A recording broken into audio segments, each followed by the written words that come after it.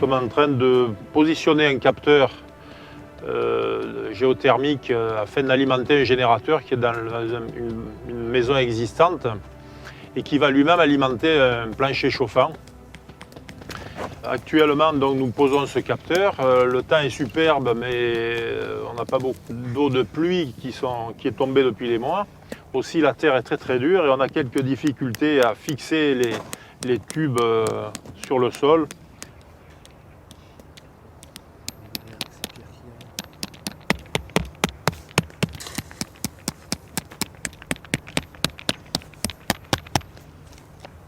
Alors là, vous êtes dans une ancienne oliveraie, dont on voit quelques oliviers qui sont préservés.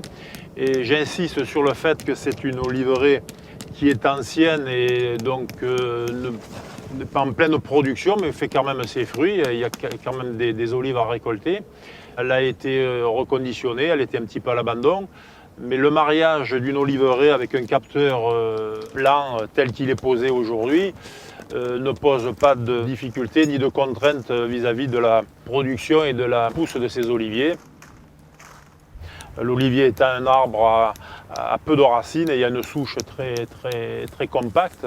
Donc en préservant un territoire autour de cet olivier, une superficie suffisante pour ne pas engendrer de problèmes particuliers de refroidissement.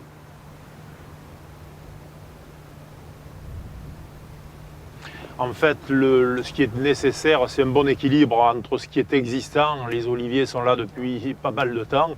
Et puis ce qu'on apporte autour, ce captage, il faut garder un bon équilibre des choses et que l'harmonie soit la plus équilibrée, la plus parfaite possible, afin qu'on récupère suffisamment de calories à apporter à cette maison, sans priver l'olivier de ses propres calories. Voilà, donc c'est un mariage qui a besoin de bon sens, le bon sens qu'avaient nos anciens et qu'il faut remettre au goût du jour à mon sens aujourd'hui.